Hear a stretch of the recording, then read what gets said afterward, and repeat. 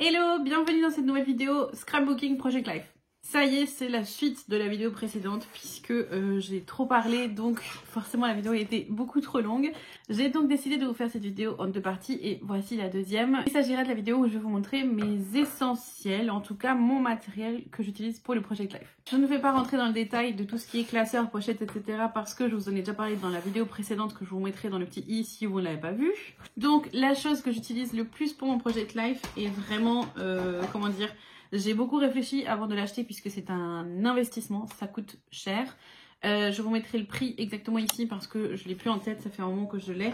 Il s'agit tout simplement d'une imprimante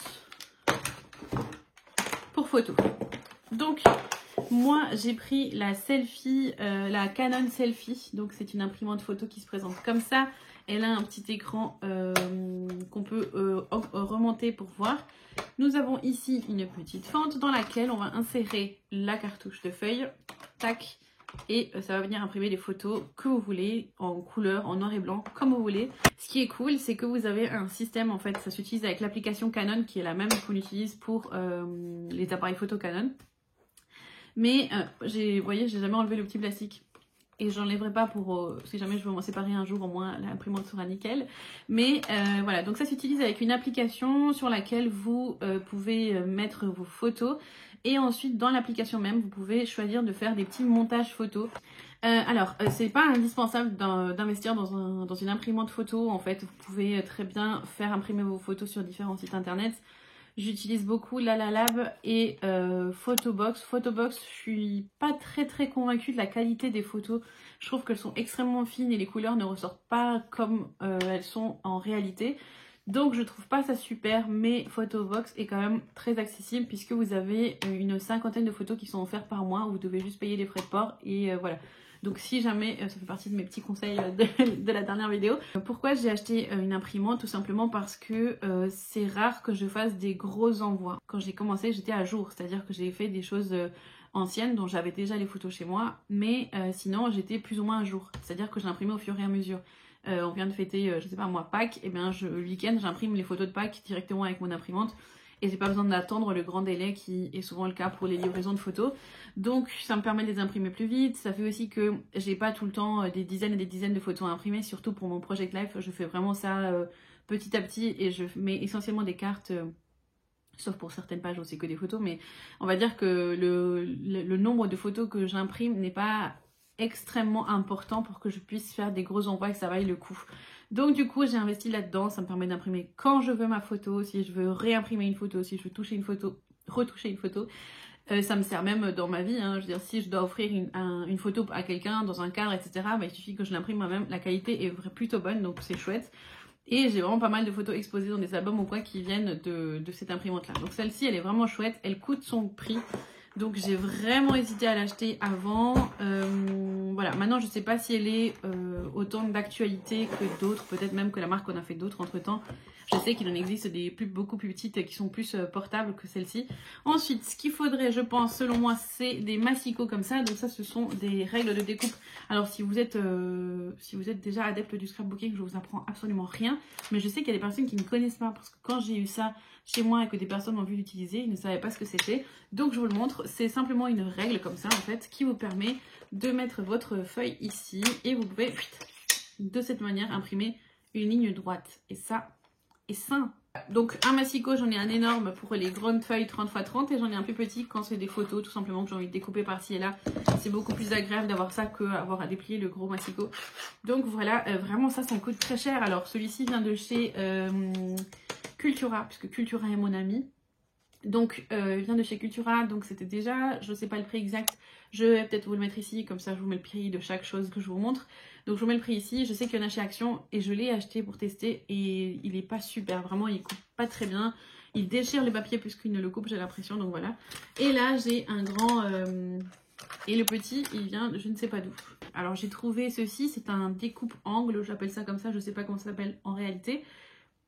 C'est un outil qui permet de découper les angles des photos et des cartes de différentes formes, voilà, plus ou moins rondes. Je vous mets le prix ici, c'est un des moins chers que j'ai trouvé, franchement il est super. Depuis le temps que je l'ai, il dure, il ne perd pas en... Enfin, ça coupe toujours quoi, malgré tout ce temps qui passe. Autre chose, et celle-ci, je pense qu'elle vient de chez Action, si je dis pas de bêtises, c'est un compas cutter. J'aime bien parce que je donne des noms aux objets, si ça se trouve ça porte des vrais noms, mais voilà. Moi j'appelle ça un compas cutter. Vous plantez dans du papier et vous tournez pour avoir un rond parfait. Voilà, c'est tout bête, mais ça me sert beaucoup pour découper des feuilles, pour découper des photos, faire des zooms sur des objets, sur des photos, je trouve ça super. Faire comme des cartes mais rondes, franchement c'est trop bien. Vous avez plusieurs formes et ça fait un petit bruit parce qu'il y a ici plusieurs lames de rechange. Je pense que ça vient de chez Action. J'enlève une lunette, peut-être que vous me verrez un peu mieux. Je vous l'ai pas dit dans la dernière vidéo, mais c'est vrai que pour le classeur, vous pouvez aussi prendre un classeur basique de chez Action et le faire à votre sauce. Il n'y a pas besoin de prendre le classeur de la marque Project Life. Voilà. Ensuite, pour ce qui est du matériel, j'ai aussi ceci. Alors, ça, c'est vraiment très personnel parce que je pense que c'est pas un vrai besoin. Mais pour moi, c'est très utile. C'est-à-dire que... Alors, je vous dis ça, mais pour l'instant, j'ai pas eu l'occasion d'utiliser... réellement pour le Project Life, j'ai déjà utilisé pour d'autres choses mais pas pour ça. C'est-à-dire qu'en fait, je trouve pas que j'ai une belle écriture en fait. J'ai même déjà essayé de me mettre à tout ce qui est lettering, comment on dit, calligraphie, etc. Je suis vraiment nulle, enfin je n'y arrive pas en fait. Voilà, je trouve pas que j'ai une belle écriture tout simplement.